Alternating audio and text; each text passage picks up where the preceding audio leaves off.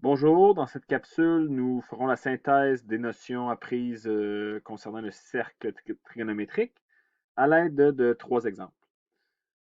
Donc, à l'exemple numéro 1, on nous demande d'identifier les différents rapports trigonométriques.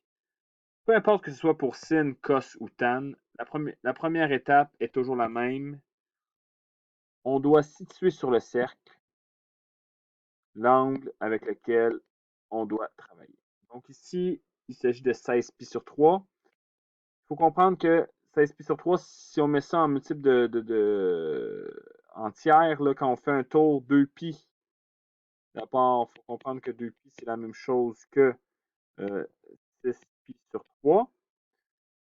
Donc, 2 pi, 6 pi sur 3. Encore une fois, un autre 6 pi sur 3. On est rendu à 12 pi sur 3. Donc, le fait d'additionner 12 pi sur 3 plus sur 3, ce que je suis en train de faire là, c'est décomposer dans le fond la valeur. On se rend compte qu'on fait 2 tours et qu'on ajoute 4 pi sur 3. Donc 2 pi égale 6 pi sur 3. 4 pi, donc 2 tours au complet, est égal à 12 pi sur 3.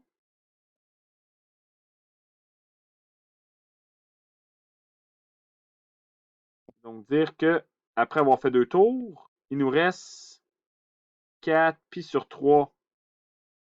Et 4 pi sur 3 ici, là, c'est à vrai dire quelque part environ ici. Donc, je pourrais aller encore plus loin, là, puis vous mentionnez que 4 pi sur 3, c'est la même chose que pi plus pi sur 3. Donc, pi plus pi sur 3. On est donc dans le troisième cadran. À partir du moment où j'ai identifié ça, je sais que c'est un multiple de pi sur 3. Je sais que je suis dans le troisième cadran. Mais qu'on ait fait 2, 3, 4, 5 tours, ça ne change rien à la valeur.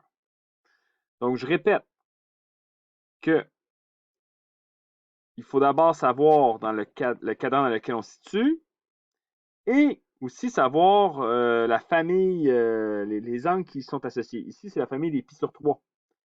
Pi sur 3 qui est ici, là, qui est mon triangle, là, quand on fait nos trois triangles remarquables, là, qui est celui qui a la plus grande hauteur. Et le sinus d'un angle, c'est la valeur en grec. Donc, la plus grande valeur ici, là, ça va être racine de 3 sur 2. Sachant que sinus de pi sur 3 donne racine de 3 sur 2 et que sinus de 16 pi sur 3 est dans le troisième cadran, je vais devoir mettre ici un négatif de valeur et nous obtenons sans calculatrice la valeur en question. Donc voilà pour le A. La difficulté ici était de réaliser la périodicité. Donc on a fait 2 tours avant de revenir dans le fond à un sinus de 4 pi sur 3. En B, donc voilà pour ça. En B, cos de moins pi sur 4. Cos de moins pi sur 4, sur mon cercle, ici on a 0. Et quand on va dans ce sens-ci, c'est positif.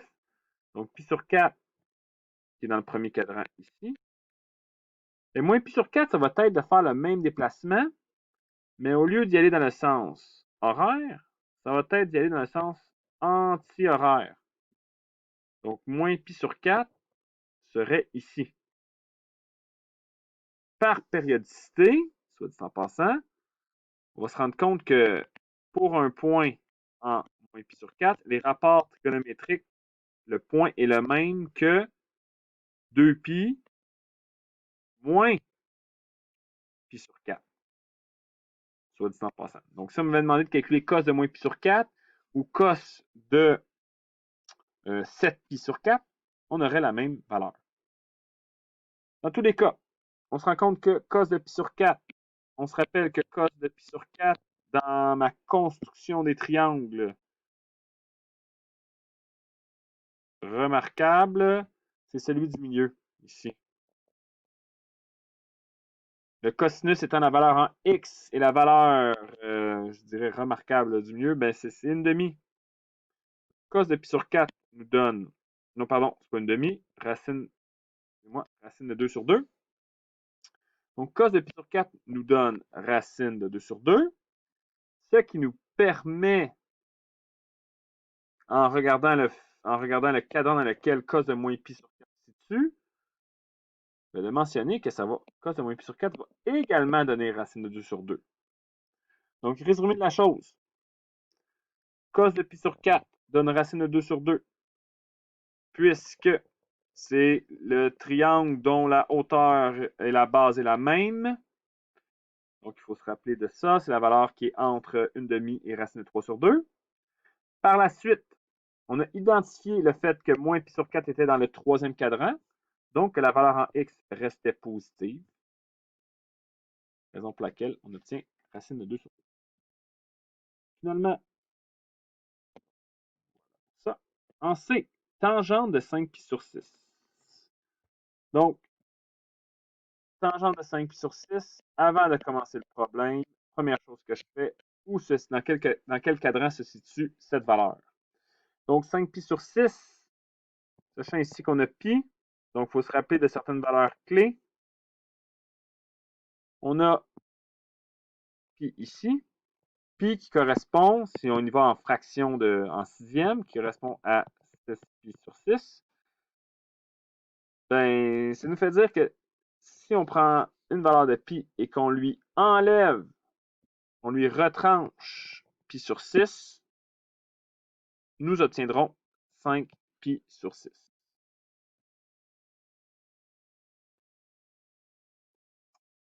Donc, 5 pi sur 6 se retrouve dans le deuxième cadran. Sachant cela, maintenant, une chose qu'il faut se rappeler, c'est que la valeur de tangente d'un angle est égale à le quotient entre son sinus et son cosinus. Donc, tangente de 5 pi sur 6 est égale à sin de 5 pi sur 6 sur cos de 5 pi sur 6. Donc, on a deux valeurs à aller chercher dans le cercle trigo. 5 pi sur 6, évidemment, là, rappelez-vous, ici, mon dessin n'est pas à l'échelle. L'important, c'est de le situer dans le bon cadran. Pour aller chercher sinus et cosinus de 5 pi sur 6, maintenant que je sais que c'est dans le deuxième cadran, je vais devoir me rappeler ou retrouver la valeur qui lui est associée, la valeur remarquable qui est d'angle pi sur 6. Donc, je rappelle, sin de pi sur 6, cos de pi sur 6. Dans tous les cas, hein, c'est le rectangle. Pi sur 6, c'est le plus petit angle des trois qui n'est pas 0. Donc, on a une hauteur la plus petite qui est d'1/2, la plus longue base, racine de 3 sur 2. Donc, le cosinus ici va être de racine de 3 sur 2, la valeur en x, la valeur en y, 1/2. Sachant que nous sommes dans le deuxième cadran, sinus de 5 pi sur 6 va donner la même valeur en y que sin de 5 pi sur 6, c'est positif, donc 1/2. La valeur en cos, elle, par contre, va être la même, mais négative, donc moins racine de 3 sur 6. On doit donc effectuer la simplification suivante.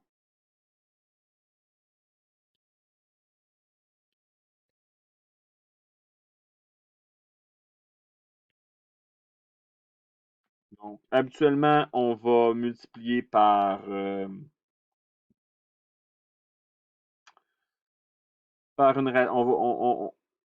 on va rationaliser le dénominateur. Donc, si on multiplie par racine de 3 au numérateur et au dénominateur pour se débarrasser de la racine de... Donc, nous obtiendrons la chose suivante. Voilà la valeur pour tangente de 5 pi sur 6. Voilà pour la question 1.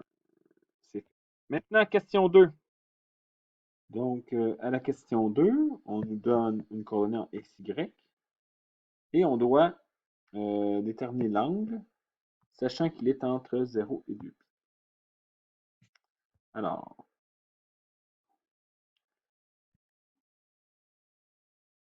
nous savons que la valeur en x est de racine de 3 sur 2, alors qu'en y, nous avons moins une demi.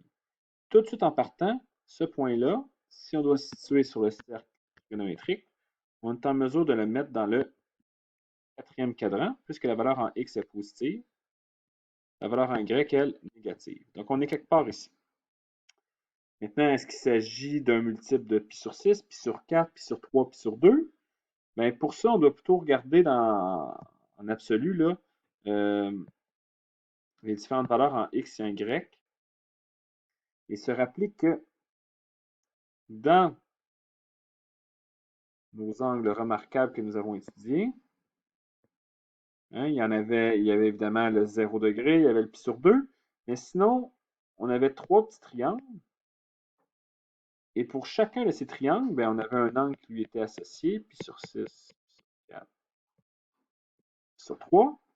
Et on remarque ici que la valeur en x de racine de 3 sur 2 est la plus grande parmi les choix possibles. Donc, on va devoir choisir comme angle la famille des pi sur 6. Et ça correspond bel et bien avec le y qui est de 1/2 qui est le plus petit. Donc, sur quoi je me base pour dire ça, là? Les valeurs qui reviennent là, pour les angles remarquables en sinus et en cosinus sont de 0, 1/2, racine de 2 sur 2, racine de 3 sur 2 et 1. On a ici la plus petite valeur en y qui est non nulle, donc on va associer ici à 1/2. La plus grande valeur en x qui est non nulle, qui est associée à racine de demi. Donc, on est dans le quatrième cadran, oui, mais on travaille avec la famille, j'appelle ça la famille, les multiples de sur 6. Sachant que nous sommes dans le quatrième cadran, ben, ça veut donc dire que l'angle en question est de 2π moins la valeur de pi sur 6. Je me permets de faire un dessin plus clair. J'ai une valeur ici de 2π et je vais lui retrancher le pi sur 6. OK? Donc, la valeur en question que je cherche qui est là, peut être 2π. L'angle en question, c'est là. 2π moins pi sur 6 donne 11 sur 6. Réponse au numéro 2. Je termine avec le numéro 3, où on a un angle de 300 degrés, qu'on va d'abord placer sur le cercle.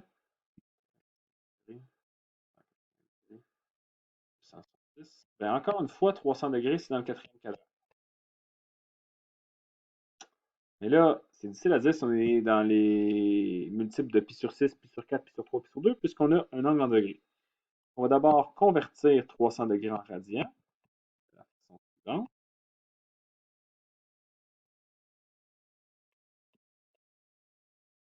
Donc, une proportion, 300 sur 360 va être égal à θ sur radian. Ce qui devrait nous donner, là, en faisant un peu de travail algébrique, va nous donner 5π sur 3. Donc, en radian, 300 degrés est égal à 5π sur 3.